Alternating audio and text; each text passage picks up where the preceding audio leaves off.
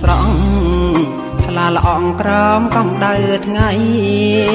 ខំប្រឹងស្វែងរកកំไรដោយកំលាំងកាយខំប្រឹងតតាំងនេះហើយជីវិតខ្ញុំជាកម្មករសំណងតស៊ូអត់ធ្មត់ខំប្រឹងត្រដច្បាំងនឹងព្រំលីខិតធ្វើការសំណងស្មោះត្រង់ទ្រាំព្រួងក្រពះលីសែងជោគគង់មិនខ្មាស់ដើម្បីរួមចិញ្ចឹមជីវិត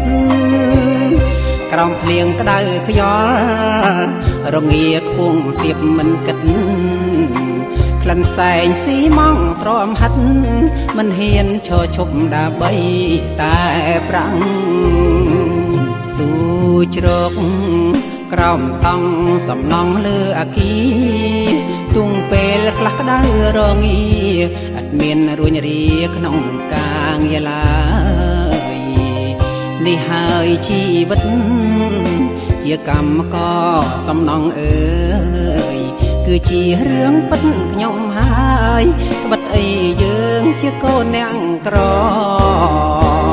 អម្ចាស់ម៉ៅកាជាមេមានចិត្តស្មងត្រង់គិតគូកម្មករសំណងអាណិតយើងខ្ញុំមើលថែបានល្អថៅកែខ្លាំងវិញកេងប្រវាញ់លួចដែកសាច់ថ្មកេងស៊ីញៀងឈាមកម្មករថៅកែមិនល្អកម្មករទឹកភ្នែក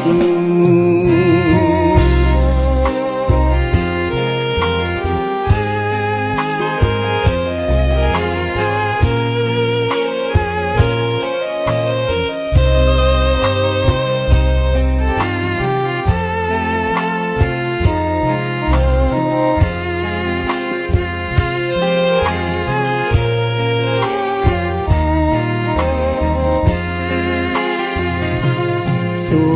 ជ្រកក្រោមតង់សំណងលើអាគីទុងពេលខ្លះក្តៅរងាឥតមានរួញរាក្នុងការងារឡើ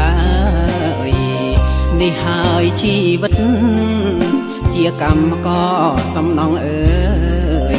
គឺជារឿងពិតខ្ញុំហើយត្បិតអីយើងជាកូនអ្នកក្រ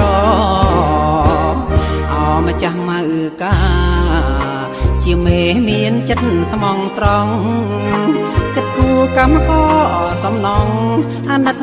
យើងខ្ញុំមើលថែបានល្អថៅកែខ្លាំងវិញកេងប្រវាញ់លួចដែកសាច់ថ្មកេងស៊ីញៀងឈាមកម្មករថៅកែមិនល្អកម្មករទឹកភ្នែក